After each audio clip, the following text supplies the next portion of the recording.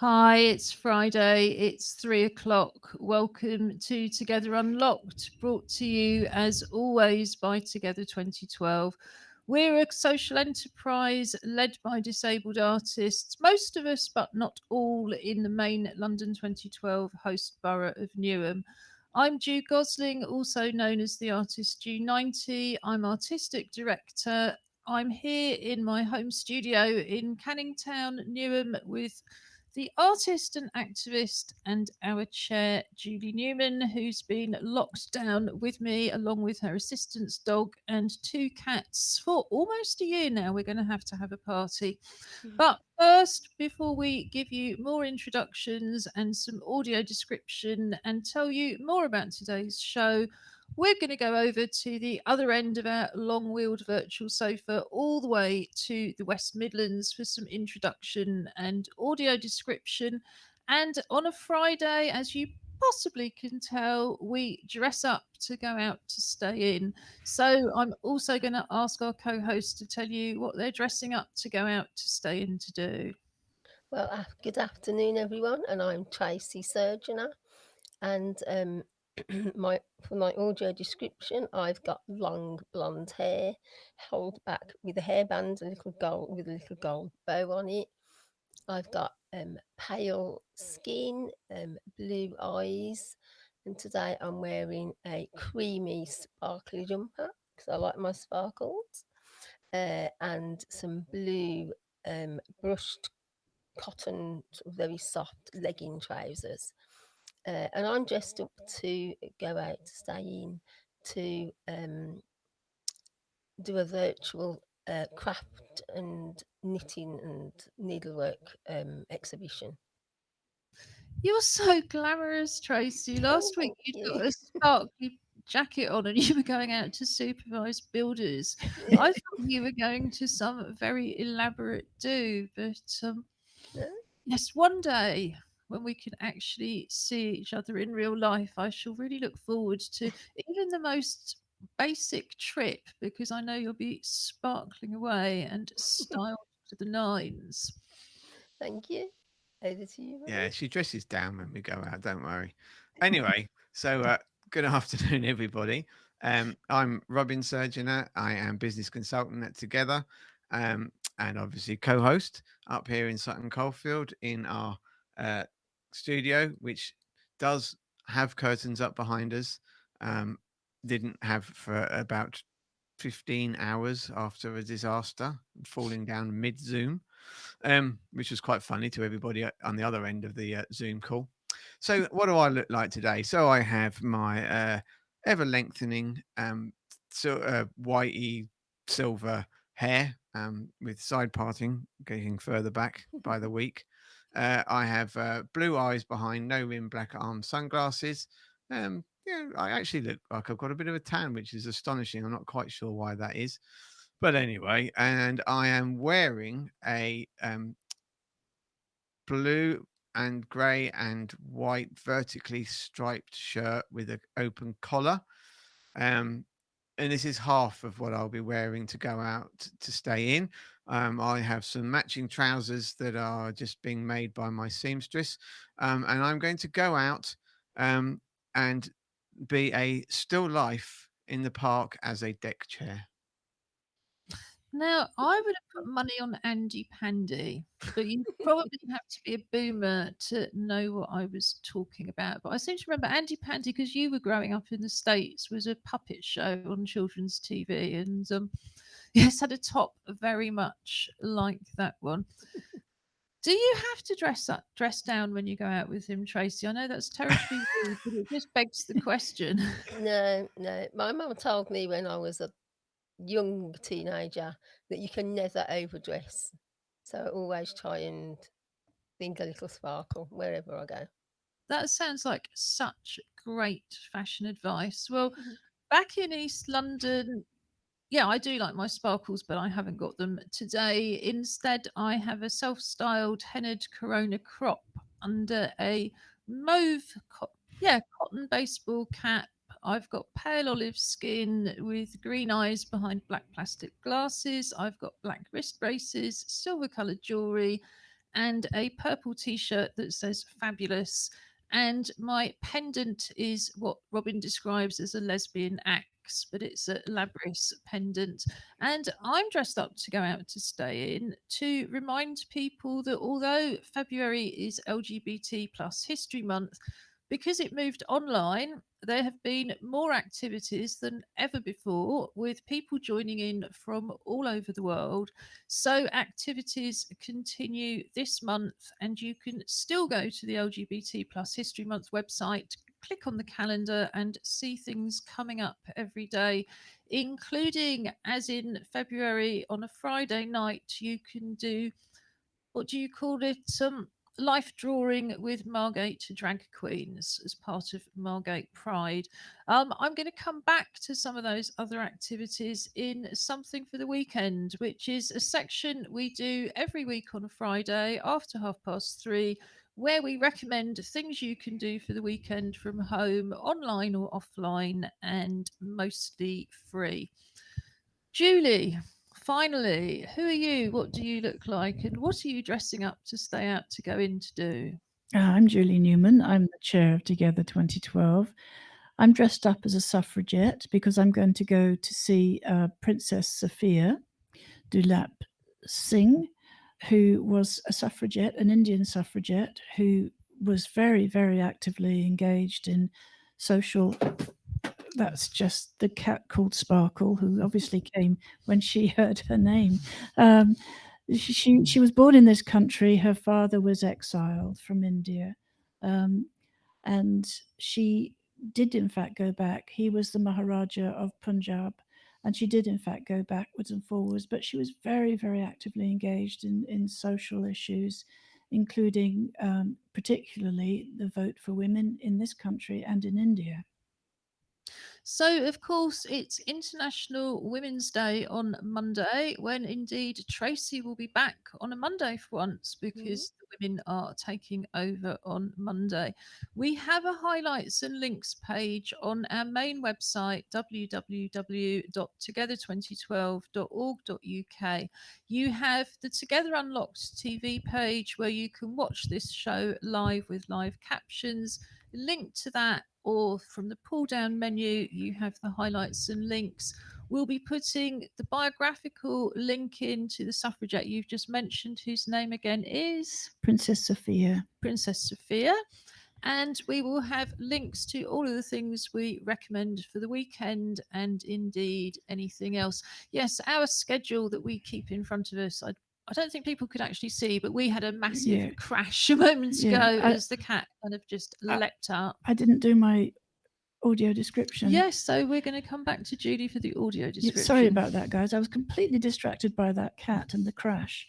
I'm wearing a little straw hat with a purple ribbon around it. I'm wearing a white long-sleeved T-shirt. I have gold and silver hair, which is peeping out from below my hat, my tasteful hat, I have to say. I have dark-rimmed glasses, and I have a sash which says "Votes for Women," and a little rosette which says "Votes for Women." It's written on the white on the inside, on both the ribbon and the rosette, and the outline is in green and purple. So white, green, and purple were the suffragette colours. And am I right in thinking you got that ordered it from a fancy dress shop, Julie? Cheap and cheerful. I know. I just love the idea that people are dressing up as suffragettes. It makes such a nice change from schoolgirls, doesn't it? Sorry. Well, it's that classic thing, isn't it? No, seriously, go to any English fancy dress party. You will find men of a certain age dressed in school uniforms going as St. Trinians. But I've never actually seen anybody dressed as a suffragette before. So I think that is really welcome. Just to finish the audio description, behind us you can see a little bit of our Together 2012 graffiti banner. You can see pictures of the full thing quite often regularly on our website. That has images of all the different art forms we cover during the year, from visual arts, drama, music, live art, street art, circus art, photography, film, spoken word, poetry, and more. And in front of that and between us, you can see our teddy bear, Tony, who's a little honey coloured teddy bear with a jumper and a sea captain's hat. And he is our representative for this week in the Clockwork Paralympics. We run the Clockwork Paralympics, as you can guess, with clockwork toys every Wednesday, but the winning team get to put a medal on their teddy bear for the week. Our teddy bear, sadly, I think for the third week running, did not get a chance to Yeah. wear a medal, but is still taking part nonetheless in the Well, international uh, virtual. I mean, Jeff would be on display, but he's signing autographs at the teddy bears picnic in the local woods. Well, as long as he didn't get squashed when the curtains fell down on top of him, that's perfectly good. So, like I say, on Monday we will be talking about disabled women, women's issues, and all sorts of other things. We'll probably still have our usual weekly update and other features, but very much from a women's perspective. But now we had our own bit of news, which we are finally getting vaccinated tomorrow. So we are very, very excited about that. The home vaccine team has got to us, perhaps not as quickly as they'd intended. And I think that's one of the things that I just wanted to chat about, particularly for people who are listening from Newham. I understand there were originally supply problems in London. So London is actually, I think, statistically quite a way behind other parts of the country. They just didn't have enough vaccine. But those problems have not only been sorted out, they seem to have a lot more vaccines coming. They're expecting to be able to kind of speed the process up. We're having a home vaccine, and that's all been very straightforward. I won't say it was straightforward to organise because I think if you're housebound, nothing ever is. But it's going to be straightforward when we get it. And I think they reckoned they would be in and out and able to vaccinate us both as shielders within less than a minute by the front door, which I thought was really reassuring. But you've both been vaccinated already at centres, haven't you? And how Yeah. did that go? I mean, it was super smooth. It was a really streamlined process, wasn't it? It was. I mean, I went with our son Joshua because we were called in before Robin, and I sort of lost my social skills when I went out. It'd been so long that I was a bit anxious to go. But when we got there, there was only me and Joshua, and I think there was one other person in front of me. So she went up to the desk, and then there's a guy behind her waving at me, and I thought, "Oh, where do I go? Where do I go?" I actually tried to get past the woman that was in front of me because I thought he was calling me through, and he's like, "No, no, stay there." And I'm thinking, "What am I doing?" So I got a little bit confused and a little bit flustered. And I think that was simply because it had been a year since I'd been out the house. And I thought, what am I doing? I wouldn't normally try and go round somebody else, you know. But So, yeah, it was very smooth. Went in, asked me a couple of questions, went in. I really didn't even feel it, you know, and I had absolutely no side effects at all, which was great. Yeah, so it was very smooth. well, obviously they learnt from Tracy coming, and there were no strange people giving directions like ground control staff. And when I got there, I mean, it really was. The obviously you got to arrive, you get given. So the only actual contact really was a card that you get, which is your inoculation record card, and Mhm. that's come out of a pack, and then so, and then literally it was went round went to a space, loads and loads of space. I mean, again, there was maybe 3 or 4 people in, and it's the town hall, Mm. where they do functions and stuff. So it's a massive space, uh, and then each of the there was kind of each bay.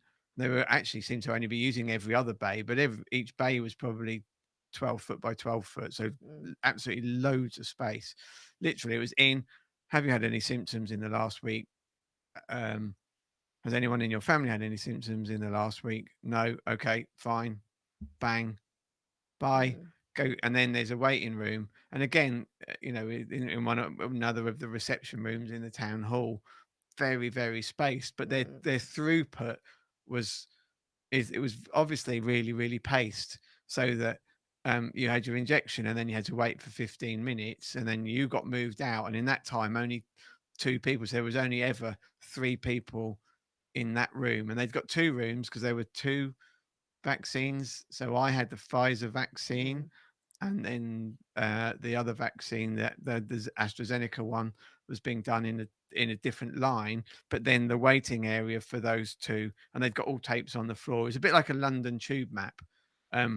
For those that know what they look like, lots of coloured lines, and the Pfizer was a yellow line, and the AstraZeneca was a blue line, and you followed your line, you went to your room, and then went outside and left. Yes, I mean, there's been concerns in Newham, and of course, I have shared them, that the advertising has all been about the Nightingale Hospital being turned into a vaccination centre. And the Nightingale Hospital London is really the Excel Conference Centre, which is about half a mile away from me. And it's just not very connected to the rest of the borough. It's connected to Stratford, where there's another mass centre, but it's not connected to the rest of the borough. And I think what's been really helpful to learn this week, but hasn't been publicised enough, is that actually, if you live in Newham, there's lots of other options. You do not have to go to the Olympic Park or to Excel. There's a number of pharmacies who are giving out the vaccine. There's some health centres giving out the vaccine. They're taking the vaccine. I think they did a session in mosques. So there are lots and lots of different options, because of course, if you've never been to Excel and you don't know how to get there, and it is a very, very big space, I can quite, we've always been on the home list, so it wasn't an option for us, but I can quite see why people were put off. But I think they were saying there's over 16 centres now through the borough where you can get access to the vaccine. So it really should be possible, if you haven't been vaccinated already and you've been called, to make an appointment that suits you. And they are, again, being much more flexible now about who needs to be treated at home. So you don't have to be on the housebound list. You can say, look, actually, there are really important reasons why I can't leave the house. You might be shielding, you might be in a support bubble with somebody who can't be vaccinated for health reasons, but they will be flexible. So I was really reassured about that. But moving on, of course, the other thing that's happening on Monday, besides International Women's Day, is back to school. I like the timing. All these mums finally get liberated on International Women's Day. But how is it impacting on you as parents with the introduction of school testing? Yeah, I'm. What's going to There's be some happening? positives and negatives. I think it's good that they're going to introduce this. And they're trying to start with start again with a fresh sort of slate. That so for example, for my brother, his daughter goes back. She's going because they're doing a phased return, so they can test different years. So she's got to go on Wednesday, have her test. Then, as long as it's clear, she can go back into school on Thursday. And they're doing that with each year. They're taking 1 year each day to check, which I think is great, because there were just so much disruption with one child in the class had got it, so the whole year had to be off, and they'd spend 10 days at home and then go back, and then something else would happen, and they just couldn't get into it. I think it was really difficult for young people, to go into school for 2 weeks, be out again, go back in. You just couldn't focus on anything in particular. Our daughter, however, she has got to go back on Monday, and I think they're doing the test in school. Yeah, so next There's no, week like, separation. they're having up to 3 tests, what they call these lateral flow tests. Oh yes, so I've read about that nationally, that they were having all of them having tests in school next week and then having to bring it home. I mean, the interesting thing about lateral flow tests is they can't tell you haven't got it. They can tell you have got it, and they're very, very good at telling you have got it, or they can give you an inconclusive result. But of course, the tests that you have to send away for and wait 24 hours can't really tell you whether you've not got it either. It's that same thing, because you can have the virus and there's not enough virus yet to register on the tests. So I think some of the criticism, I think, has been a bit misplaced, because they say, oh, it gives false negatives. And you think, well, no, it doesn't give any negatives. It just tells you if you've got it. But how's it actually going to work in practice for young people? Well, as far, I mean, so we've had lots of emails and stuff from school, including consents, because you don't actually have to consent to do it. You could go and refuse to have the test done. It's or maybe they wouldn't let you into school. But the way the way it reads is that the next week they will do tests in school, so the pupils all learn how it's going to work properly. And then, well, they haven't actually said what they're going to be sent home with, but the information is they will be equipped to take tests up to 2 a week, or at least 2 a week, till such time as they decide they don't need to do that anymore.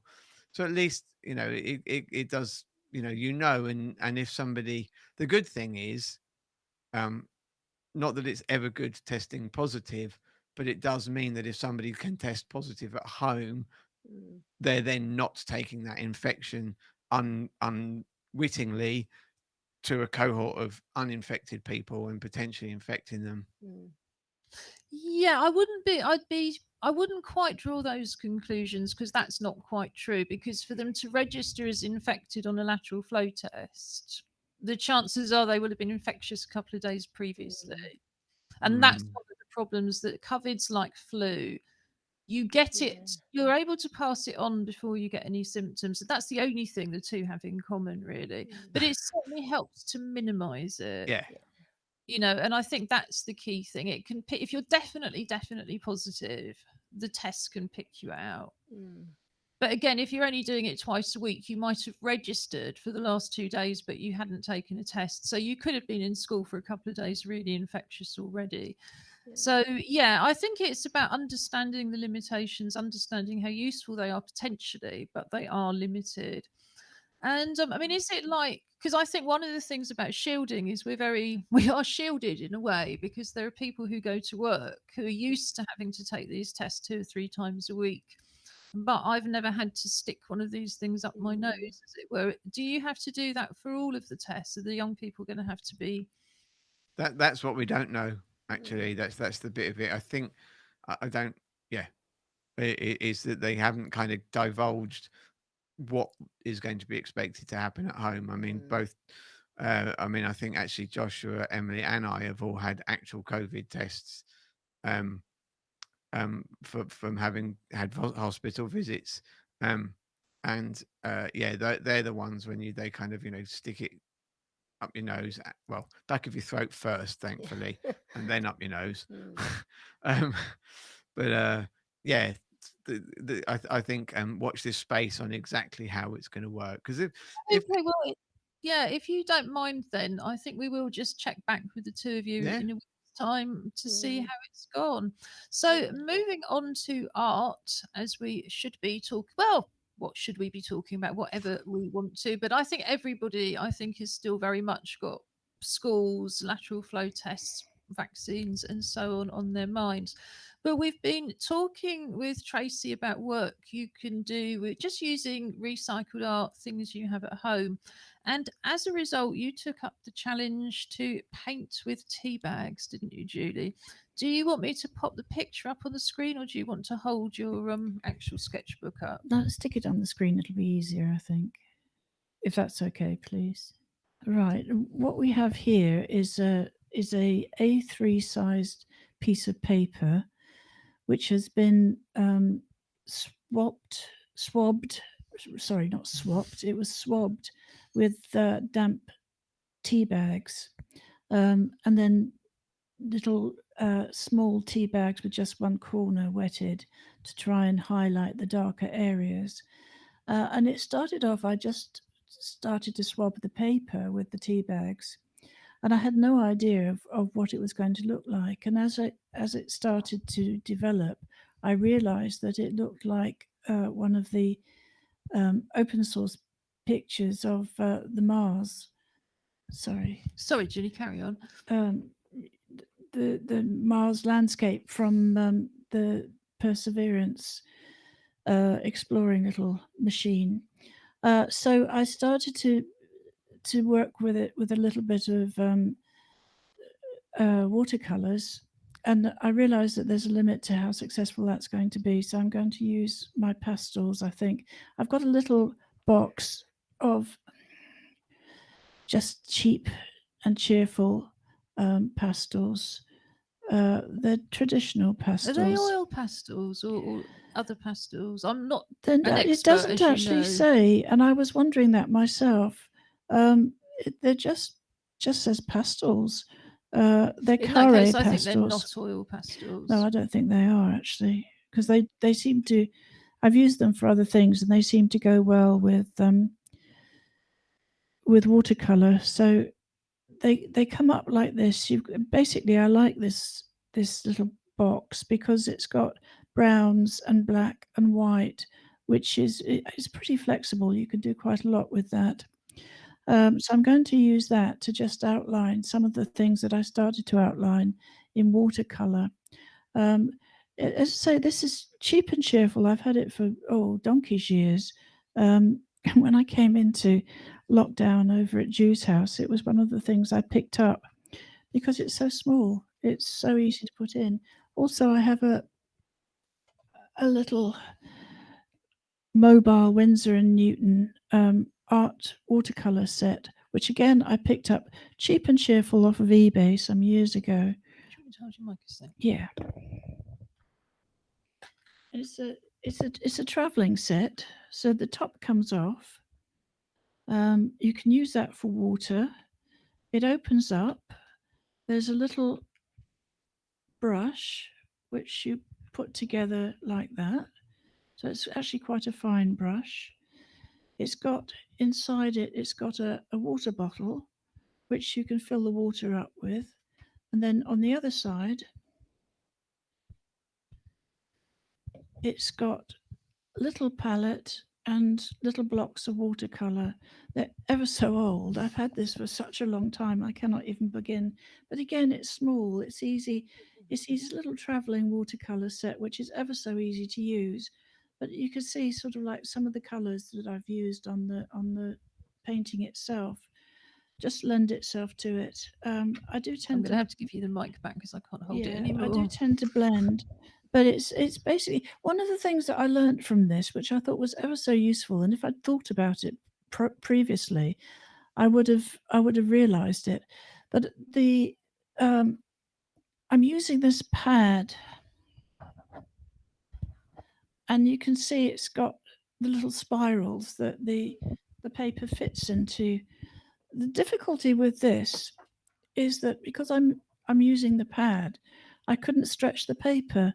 So I spoke to a friend of mine, Tony Malone, who's our artist that designed our logo, and said, is there any way that I can do this without having to stretch it? And what he's recommended is a block of watercolor paper. And he says that's what he uses so that he doesn't have to worry about the stretching. So I went online and I had a little search, and I've got a block of watercolor paper coming, which I got in the sales. I think it's already in quarantine from yesterday's deliveries, actually. But yeah, and I think the other thing we found at Art Club, because which we no longer run in a physical venue at the moment, but would usually on a Friday morning we would have 2 hours drawing and painting session, is using just an ordinary water spray and just spraying the paper, which you can do it still being on the block. And that stops it. If you're drawing onto damp paper or painting onto damp paper rather, then you don't get all that kind of uneven patchiness where it dries. So you can do that instead of stretching it as well. I imagine you could actually dilute the tea bags and use the tea juice. I don't know what else to call it. Tea juice, I suppose, or tea, just plain tea. You could use that within the spray and actually make sure that you've got a nice uniform finish to it. Well, yes, actually, if you're washing, it's not quite going to have a wash effect. But, again, sometimes I certainly find that the small movements are a bit easier for my wrists, so I might even try the sort of squirting stuff. But that's great, Julie. Have you thought, are you going to put a little lunar module or Mars module landing on it, or is it going to be strictly outer space? As yet undefined. I just thought, well, I've been very interested. There've been 3 Mars expeditions, sort of like that, all reached Mars in the same month. I suppose because of where it is at this particular point in time, in terms of the rockets getting there. And it's just been fascinating. There's been so much information on Mars, which was never there previously. Great. Well, we'll look forward to seeing how that picture's coming along. Now I'm going to put on a short video that will tell you more about our Join In From Home programme that you can find on our website. Together 2012 is running a Join In From Home programme from our website, together2012.org.uk. Click on the link at the top of the page, Join In From Home, to go straight to the main page where you have a wide range of accessible, inclusive creative activities, mostly using things that you would already have at home. At the top of the page and throughout the pages, you will also see videos in British Sign Language to translate the site for deaf people. These videos can also be useful if you have difficulties reading and you simply want to hear more of the content. The Join In From Home programme is based on the activities that we would usually be running in East London. So, for example, we have an arts club which usually operates on a Tuesday with craft-based activities and on a Friday morning for drawing and painting. Here you can join in with the arts club's Hands project and celebrate your uniqueness and membership of the human race. There are full instructions on the linked page here. But essentially, we invite you to draw around your hand on a piece of card. It could be an old cereal packet. Cut the shape out, turn it over, and decorate it with anything you would like to do. It could be paints, crayons, glitter, collage, beads, leaves, anything you can think of. Photograph your hand or hands and send it to us at tv@together2012.org.uk. We'll add it to our video installation and share it on social media. Our music club usually meets on the first Friday of each month. We have an open mic session and we invite everybody to play along with percussion instruments.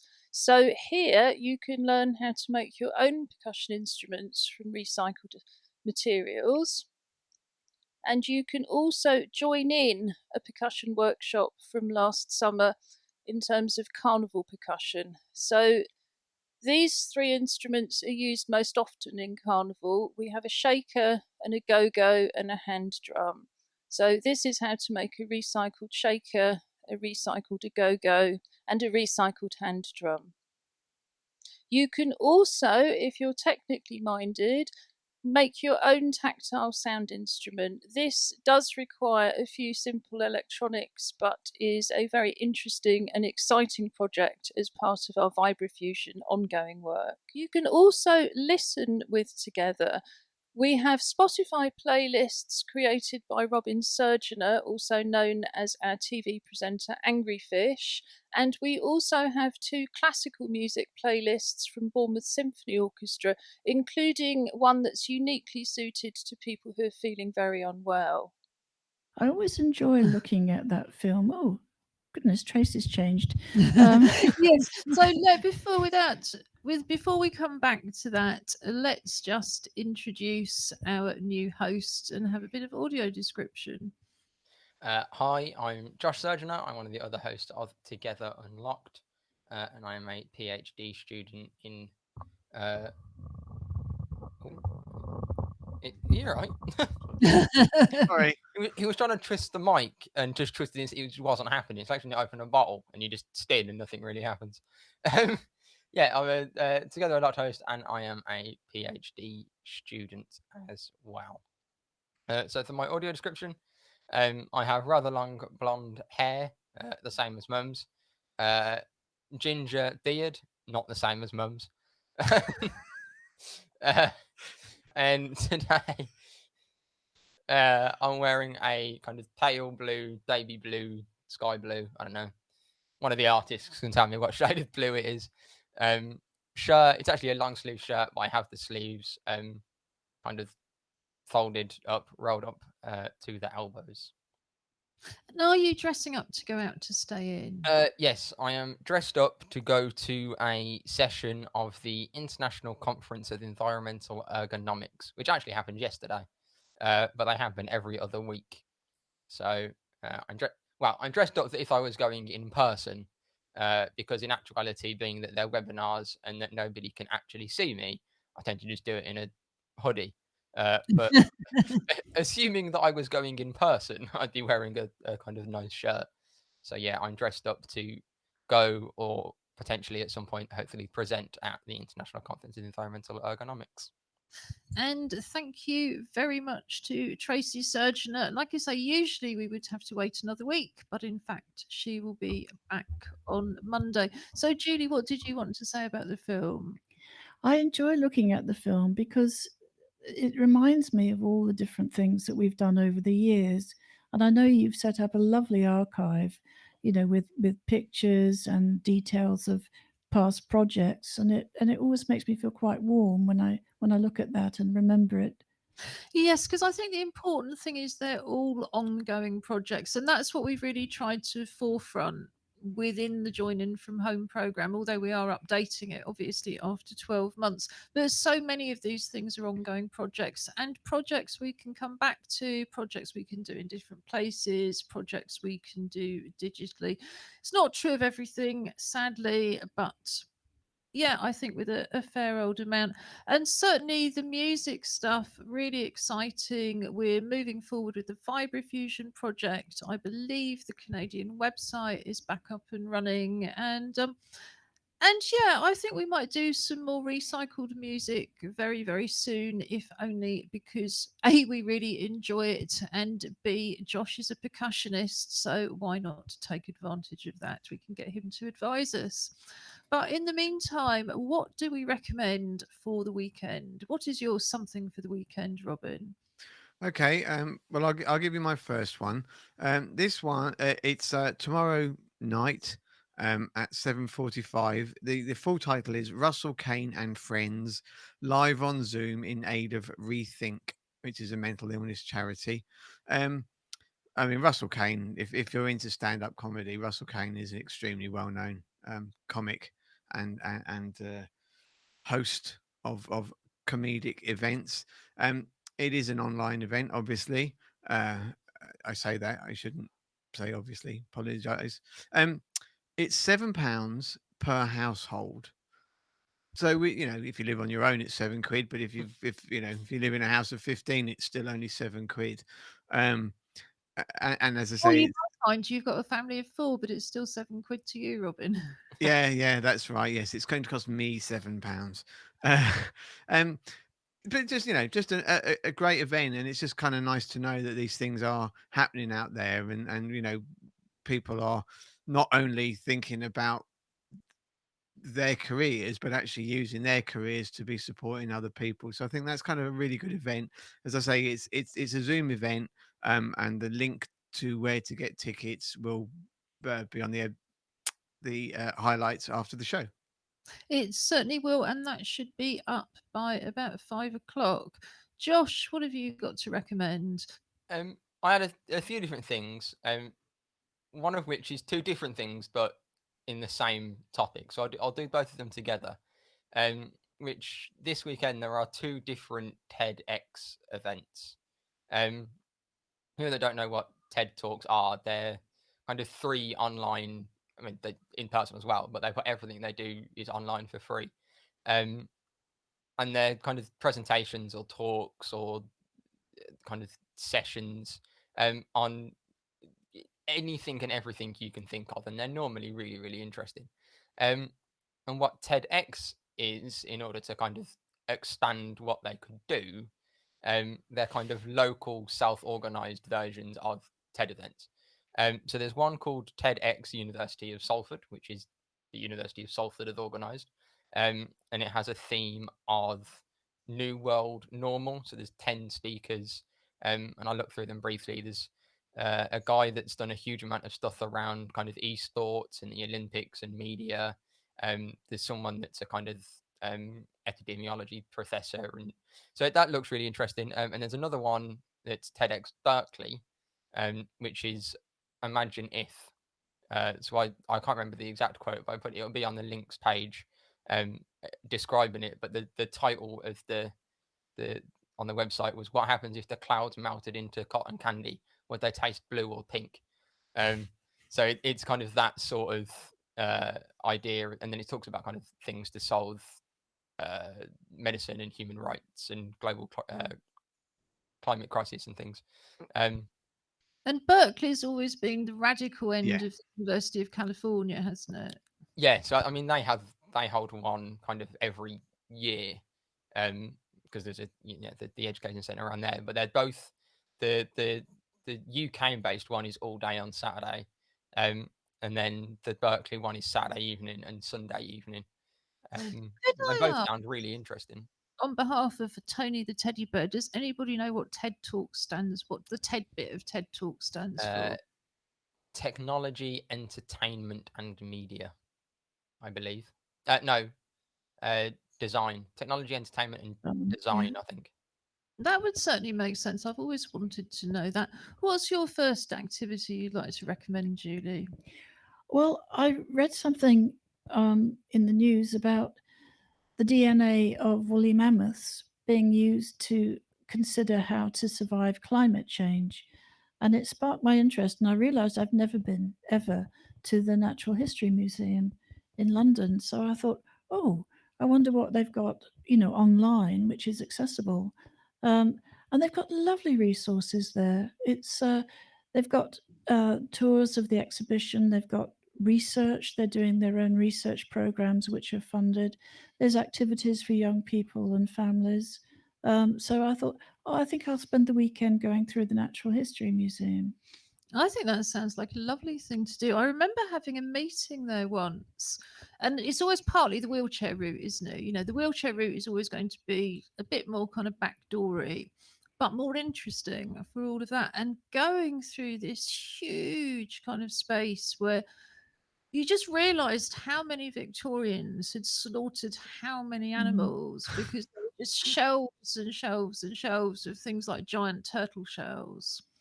So it was quite, yeah, but it was a very, very interesting site that, like you say, I'm sure if I'd gone for a work meeting and I hadn't been a wheelchair user, I would never have seen it because there would have been some kind of stepped side entrance. But I'm amazed you've never been. I look back in the past and mind you, I've always had a child with me Yeah, when I was going to say. I mean, I could probably describe you both the Natural History Museum and the Science Museum as audio descriptions of the entire places with routes to where everything is. Because despite living in the West Midlands and have done ever since Josh was a baby, we have made multiple trips to London to those museums, and they're great Oh, actually. they're fab.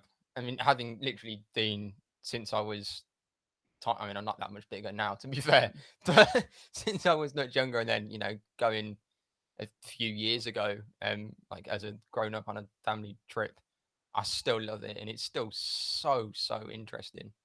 Yeah, they're great. Yeah, I mean, I just hope all of these museums are able to keep going with that same spirit, given that their income's going to be considerably lower for quite some time to come. I would like to recommend. Well, it's not taking place this weekend, but this is the weekend to book it. The London Lesbian and Gay Film Festival some years ago became known as Flair. I think they found it just easier than saying the London Lesbian, Gay, Bisexual, Trans, etc. Film Festival. But it's always been notoriously inaccessible. And I was really reminded of this when I was speaking at the Glasgow Film Festival on Tuesday, because Alison Smith, who I think we all know as a deaf artist from Scotland, was posting in the chat that nowadays in Scotland, all of the film festivals have BSL and they have live captions and they have this and they have that.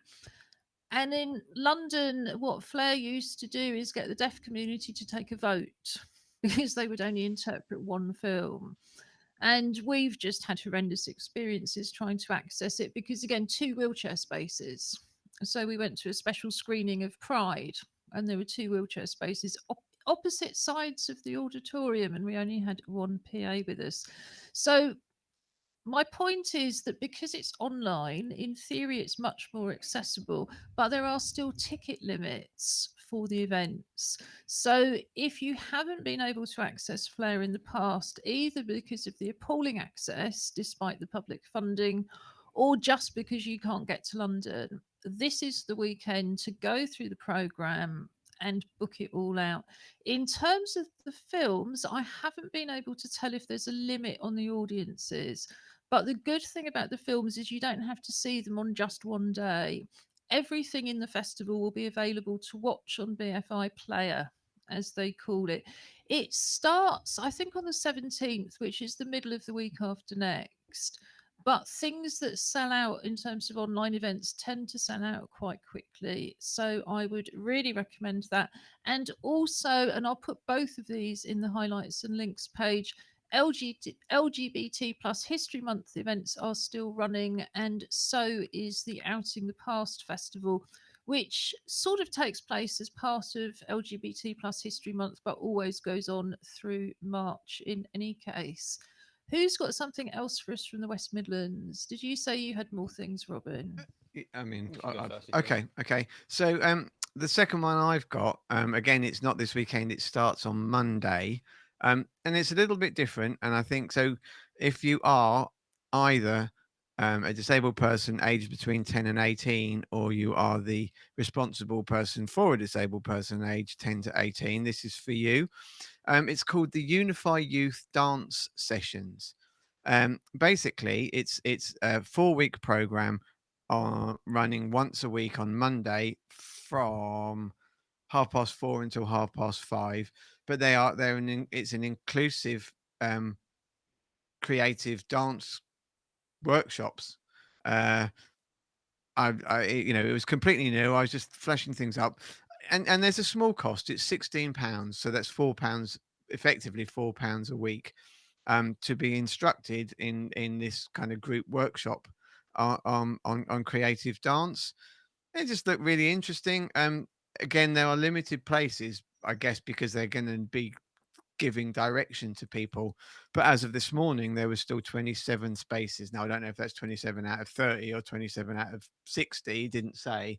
But I just think, it does look really good. And if you're a young person, or you are a young person and you kind of love dance, want to try a bit of dance, and it very much comes across as about it being about your expression as opposed to formal dance moves. I think that was it for me. That was how I certainly interpreted it. So again, there's a little bit more information with that, which I took straight from the web page.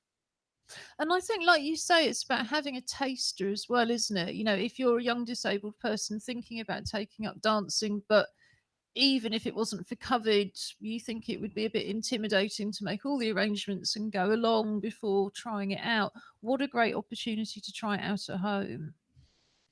The downside is not everybody's got as much space, but I'm quite sure they'll be taking account of that. Did you want to tell us something now, Julie? Yeah, it's just following on from the previous thing. On my tour of natural history museums, I thought I'd slip into the Smithsonian, who have got the most wonderful online resources available. I'd tell you for why, because mammoths weren't the same the whole world over. There are variations of mammoth, and I thought, well, the North American mammoth was bound to be different from the European mammoth. It's the accents. Yes, Yes. so they'll speak a different language. And of course, the Smithsonian is a very famous American museum, but it is due to open a branch in Newham in the next couple of years, just up the road. Well, not just up the road, a fair way up the road in the Olympic Park. So, yes, there's even a local connection there. Josh, I know you had something else to suggest. Yeah, the other one that I had was that tomorrow, I think it's 4 till 5. There's an online kind of virtual tour of Barcelona with a kind of local tour guide. That I guess their job is to do tours, but obviously they're not happening a lot at the moment. Um, it's completely free, but there's an option to donate to the. I think it's like the Washington DC something or other. I think it's an American company that put it together. But it's like if you want to donate, you can do. Um, but yeah, it's a local tour guide. The actual tour itself is going to be in English, and then there'll be an opportunity to kind of ask questions afterwards that the tour guide will respond to. But yeah, it's a tour of the kind of historic city centre of Barcelona. So on the link that's on the highlights page to booking a ticket, it has a whole kind of load of background information of the kind of 2,000 years and it being founded by the Romans and all sorts of stuff. It just sounds interesting because one, the financial barrier of getting to Barcelona, and two, 2,000 Road historical streets aren't known for their wheelchair access. They tend to be quite cobbly, which are it's a bit of a pain. So yeah, it certainly sounds like something that might be interesting. It's an Yeah, hour, I think. or indeed, if you're planning to go to Spain the second you're allowed to, it's a good way of checking out Barcelona and deciding whether you would rather be there with the art and the history or on a beach. Mind you, Barcelona's not far from a beach, from what I recall. No, I mean, well, having been there, I mean, the Olympic Park was right, had its own beach backing onto it from my memory, but it also has really incredible summer storms. Um, for those who don't know, Barcelona kind of is in a dip, and it's like a bowl. Sorry, can't wrong way. It's like there's a bowl and there's a ridge runs maybe not the whole way around, but a lot of the way around. When they have thunderstorms, you can track them around the ridge of the city. It's incredible. So if you're in a, if you're lucky enough to be in a high rise building when that's happening, we were there for a swim event and we all went on the roof, which is always sensible in a lightning storm. Take you in a wheelchair. Yeah, in the swimming pool. No, we weren't. We weren't. But with your hand in the air. it's Barcelona is a fantastic place. I mean, I would, if I get the chance, I might actually do the tour, having been there, just to remind myself, just kind of why people rave about Barcelona. Yeah, it's supposed to be like I've never been. Well, most of my experience with mainland Spain is I went to Madrid, but I was only there for about an hour because it was a connecting flight, so I didn't leave the airport. I and don't think it But counts. it's got the Gaudis. That's where all the Gaudi I know. sculptures are. So, did Yeah. you have anything else before we wind this section No, up? just I found the list, which I look at every week, and it's got a massive amount of both free and paid for events, and an awful lot of which are family friendly. Great. So we'll pop that up in the highlights and links page. And in terms of paid for, there's an awful lot of artists out there who've lost their income. There's a lot of charities out there that have lost massive amounts of income. So if you can afford to donate, yeah, choose which one you're going to donate to, I would also say. So we're coming to the end of our show. As always, on a Friday, we're going to end up with some live music. And as is very often the case, we have leaned on our very own Angry Fish to provide it. Next week, as we've said, on Monday, we will be celebrating International Women's Day with an all-female hosts and all sorts of special items and special guests. But on Wednesday, the boys will return, the men, and or the boys as we think of them, and we will be back with the pop-up poetry club, the Clockwork Paralympics, Josh's reports into sport and gaming, and much more. For now, I'm going to say goodbye from East London, and I think Josh is going to want to say goodbye, so Robin can get himself ready. So over to you, Josh. Yes, it's goodbye from me, and I'll move so I don't get hit by a guitar. So I'll say goodbye from East London. Have a great weekend. Stay home, stay creative, and stay well. So, afternoon, everybody. So this is going to be a song version of the poem I wrote for Poetry Club on Wednesday called Shoes. So this is the musical version of Shoes.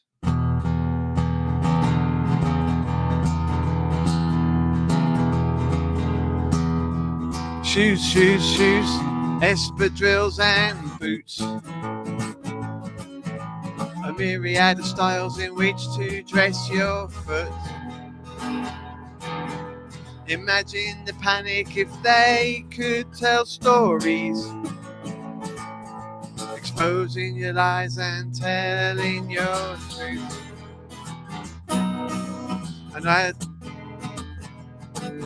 An adornment for every occasion, a medal to wear with pride,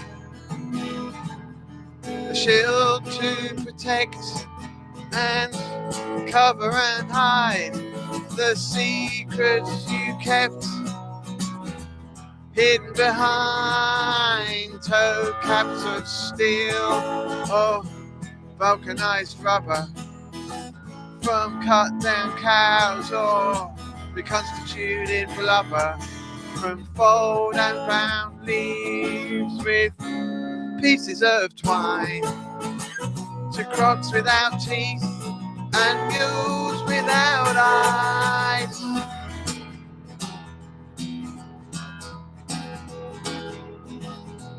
Furthest from your heart, yet closest to your soul, designed for every occasion.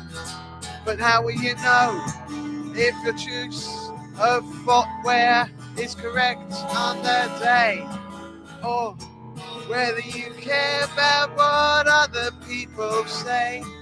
Do your shoes follow rules or defy convention? Are you constantly searching for cultural reinvention? Will you wear your wellies to parties or docks to the beach? Or play sport in high heels and wear slippers to teach? Whatever your choice, to rebel or uniform, you'll be judged by the cover of the footwear worn. So I say go naked, at least in terms of your feet. Let your toes do the talking, let your soul stay discreet.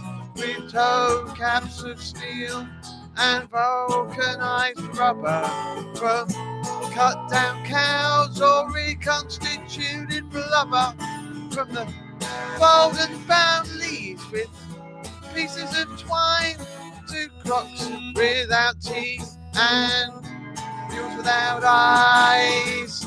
But whatever your choice to rebel and conform, you'll be judged by the cover of the footwear worn. So I say go naked, at least in terms of your feet.